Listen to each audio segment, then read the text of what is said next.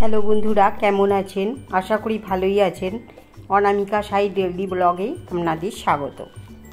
আজ 17ই সেপ্টেম্বর মঙ্গলবার দেবগ্রাম থেকেই কল্পেশ্বর মন্দির এবং অন্যান্য দ্রষ্টব্য স্থানগুলি দেখে নেব। আমাদের আজ থেকেই প্রায় হেঁটে পথ চলা শুরু।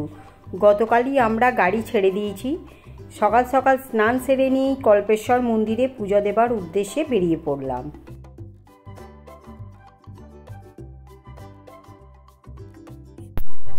আজ ঝকঝকে আকাশ, পাহাড়ের গ্রামগুলো সুন্দর দেখাচ্ছে।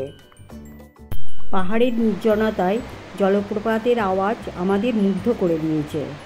এই জলধারা পেরিয়েই পর্বত গুহার মধ্যে কল্পনাথের মন্দির। দর্শনার্থী কম থাকায় মন্দিরের পূজারী আমাদের ভিতরে ডেকে নিলেন। বাবার মাথায় জল ঢেলে স্নান করিয়ে ফুলচন্দন দিয়ে সাজানোর সুযোগও করে দিলেন এবং আরতি করতেও ওনার সঙ্গে আমরা অংশগ্রহণ করলাম। পঞ্চকেদারের এক কেদারে আমরা এত সুন্দর পুজো করতে পেরে ধন্য হলাম। পণ্ডিত মশাইকে নিয়ে আমরা একটা ছবিও তুলে নিলাম।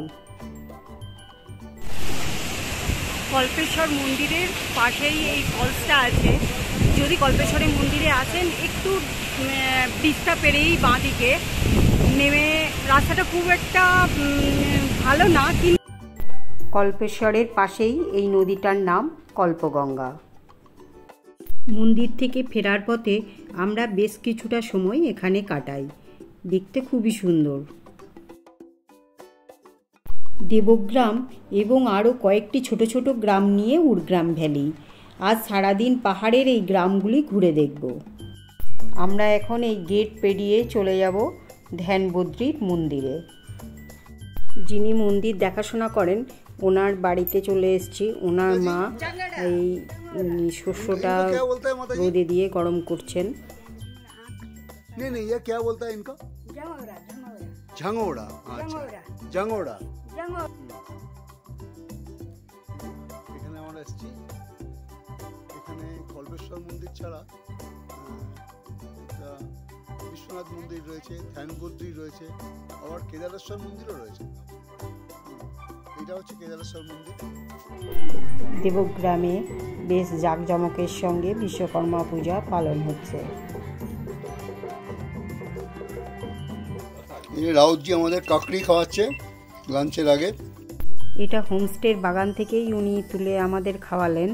শশার মতো দেখতে, কিন্তু শশা না। কাল থেকে আমাদের লম্বা ট্রেকের প্রস্তুতির জন্য বিকাল থেকে আর হোমস্টে থেকে বেরোইনি, কিন্তু হোমস্টে থেকেই আমরা পাহাড়ের সৌন্দর্য উপভোগ করলাম। আমার ব্লগ আজ এই পর্যন্ত।